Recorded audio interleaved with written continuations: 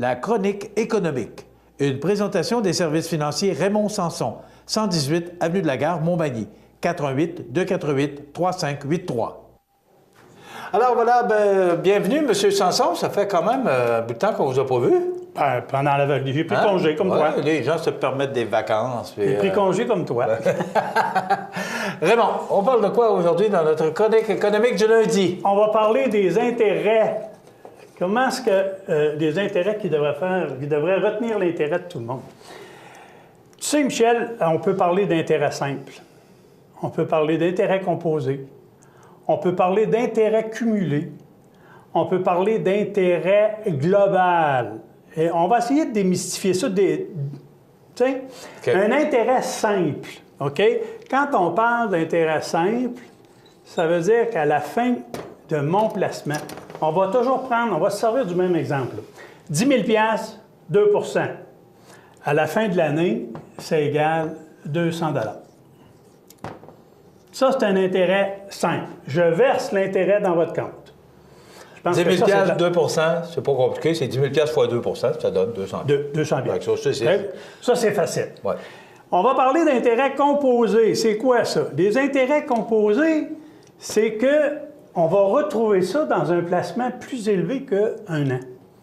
Mettons que j'ai placé mon 10 000 $ intérêt simple, 2 %, je vais avoir 200 $ par année sur mon 10 000.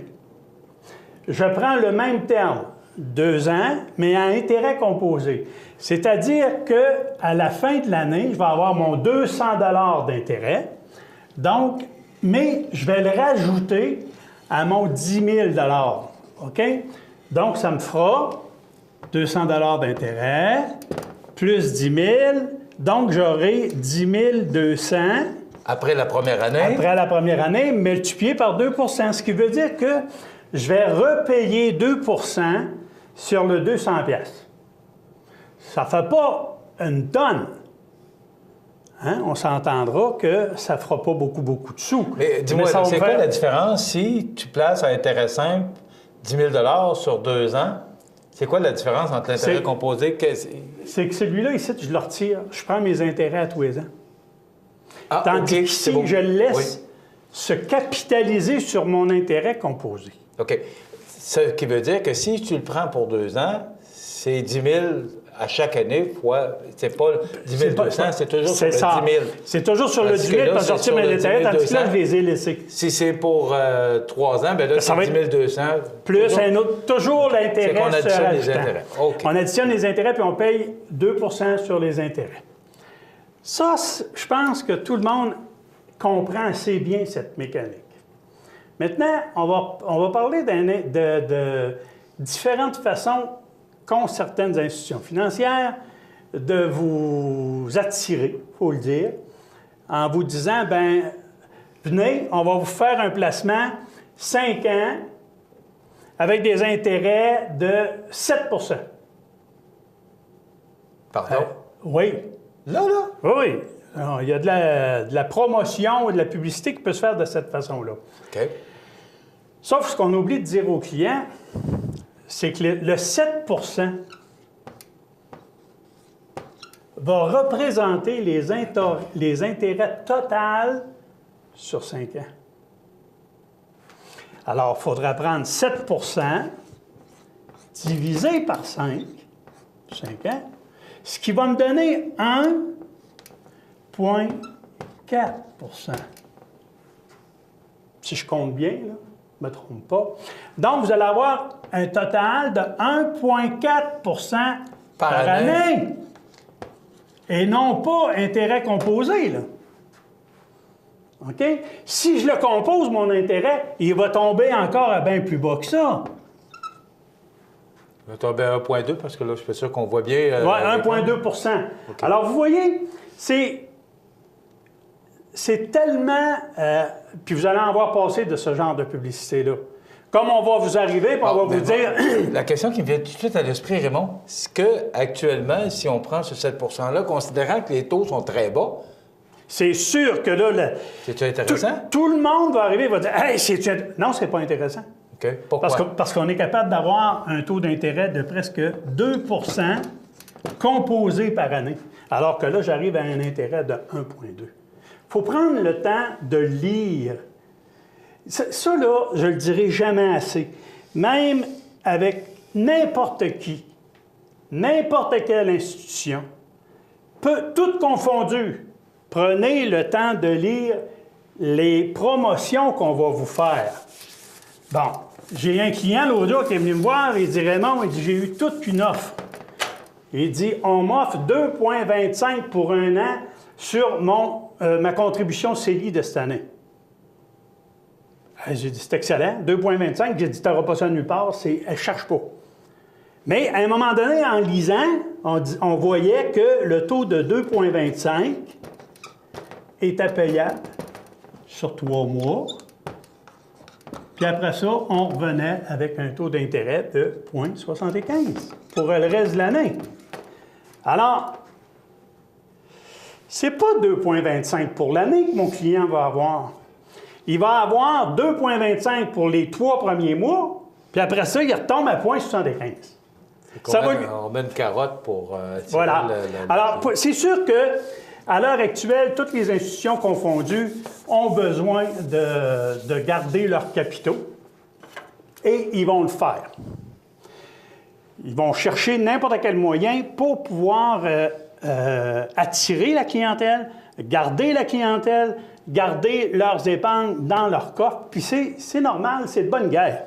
Sauf que moi, je dis que pour le client, pour le consommateur, il faut être averti. Ayez pas peur de poser des questions. Posez-en des questions. Vous demandez des fois... C'est une phrase que tu nous rappelles souvent. Ça. Posez des questions. Tu sais, il y a des choses qui sont offertes des fois, puis on dit n'importe quoi sur le produit. Est-ce que c'est garanti? On dit aux gens, oui. Attention! Quand on dit que c'est garanti, ça dépend quel genre de produit. Les actions ne sont pas garanties. Qu'elles soient privilégiées ou ordinaires, c'est pas garanti. Ensuite, on va arriver avec des produits, puis c'est là où je voulais en venir, où on va arriver et on va dire, bon, capital boursier ou je sais pas quoi, là, peu importe, là, dépôt boursier, rendement maximum temps, puis minimum temps. Mais on dit que le maximum qui va être payé va être, exemple, je sais pas, moi, 7 %. Mais 7 % si mon placement a été fait pendant 7 ans, comment ça fait? 1 % par année.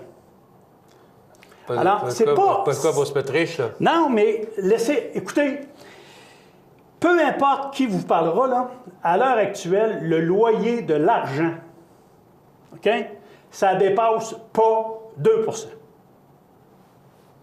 Alors, quand on vous arrive avec du 4... Qu'est-ce que tu veux dire par le loyer de l'argent? Le montant maximum qu'on peut obtenir pour notre argent, c'est 2 %. Puis 2 %, là, c'est 5 ans. Alors, 2 % pour 5 ans. Je gèle mon argent. Si tu prends pour 5 ans, tu as 2 % mais si tu ne prends pas, si tu prends un terme beaucoup plus court, tu n'as pas 2 %. Non. Le loyer de l'argent est plus bas qu'à 1 % à l'heure actuelle. Alors, quand je vous recommande de poser des questions, posez-les, parce qu'une fois que le placement il est fait pour 5 ans, vous ne pouvez plus le défaire. Alors, sincèrement, là, je l'ai pas, honnêtement, ne gelez pas votre argent pour 5 ans. Qu'est-ce que tu conseilles? Actuellement, est-ce que c'est mieux de prendre du court terme, du moyen terme, du long terme? Qu'est-ce qu'on doit faire? Parce que est-ce que les taux vont continuer à baisser? Est-ce que les taux peuvent augmenter? Je sais que tu n'es pas prophète, là. Michel, j'ai pas de... non, tu l'as dit, j'ai pas de boule de cristal. Mais pour un mois, ce que je recommanderais, c'est que si vous avez une hypothèque, vous empruntez pour le plus long possible. 5 ans. Si vous avez de l'argent à déposer, vous ne déposez pas plus qu'1 an. C'est clair? Parce que il y a de l'incertitude au niveau des taux d'intérêt. Regardez ceci. Si vous gelez votre argent pour 5 ans à 1,75, comme je vous ai dit tantôt, le maximum est à 2 ou 2 %, l'inflation se tient à 2,30. Êtes-vous capable de me dire que vous allez vous enrichir?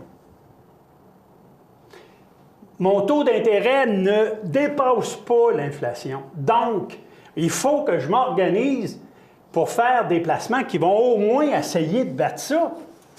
C'est ça qui est important. C'est ça que je veux vous dire. Ce matin, mon message, c'est bien plus un message de prudence. Agissez avec prudence, dans le sens que laissez-vous pas offrir n'importe quoi sans poser des questions et avoir la documentation qui vient avec pour que vous puissiez la lire, puis lire peut-être en dessous, noter, nota bene. Puis là, les vraies règles du jeu sont écrites là, comme mon histoire de 3 mois de tantôt. Alors ça, il faut prendre le temps de voir ce qu'on a, discuter avec notre conseiller et faire en sorte qu'on va prendre les meilleures décisions. On a signé pour 3 ans. Oui. Est-ce qu'on peut revenir en arrière? Règle générale, c'est non. Il y a des certificats de placement garanti qui vont être gelés pour 3 ans, non rachetables, c'est marqué non rachetable. Il n'y a rien à faire. Rien à faire. Il y a des certificats de placement où on va mettre rachetable en tout temps après 90 jours. Les obligations d'épargne du Québec, rachetables à chaque date, à tous les 6 mois, même si tu as placé pendant 5 ans, rachetables à des dates fixes, une période dans l'année. Ça, c'est faisable. Vous avez également, puis ça, c'est bien important de faire la différence. Quand vous avez des fonds, on va reparler encore de fonds, les fonds mutuels ou les fonds collectifs, d'épargne collective qu'on va appeler. Ces fonds-là sont liquides à tous les jours. Je le dis bien, là, liquide à tous les jours. Vous avez investi votre CELI dans un fonds, puis vous en avez besoin, puis ce fonds-là qui a été très pépère, puis qui vous fait faire un 4-5 de rendement, bien, vous pouvez sortir votre argent avec un délai d'environ 5 jours ouvrables. Vous allez pouvoir avoir accès à vos fonds. Et c'est sans frais. Parce que vous savez qu'à partir de janvier, on devra, toutes les institutions financières, toutes les compagnies confondues devront vous fournir des relevés indiquant clairement quels sont les frais qu'on vous charge sur vos fonds d'investissement. Maintenant, quand on vous dit ça ici, je n'ai pas peur de l'affirmer, c'est ça qui se passe. Vous n'avez pas de frais de rachat, pas de frais de sortie, pas de frais à l'entrée. Donc, rachetable et encaissable en tout temps. C'est important de considérer cette souplesse de placement quand on veut investir ou quand on veut placer des sous, puis se garder une petite porte de sortie. Si j'ai gelé mon argent pour 5 ans, oubliez ça. Vous n'aurez pas de souplesse. Alors, puis il n'y a pas de négociation potentielle. Là, les institutions financières sont très fermées là-dessus. Sauf, naturellement, s'il y a un décès, bien là, les successions, on va... Ouais, ça, c'est un autre monde, ça. Mais je ne suis pas ici pour parler des futurs défunts. Moi, je travaille avec les gens à qui je peux faire un sourire le matin et leur dire « Bonjour, madame, bonjour, monsieur. » Bonjour, Michel, et bonne semaine. Merci, gardez votre sourire, M. Sanson.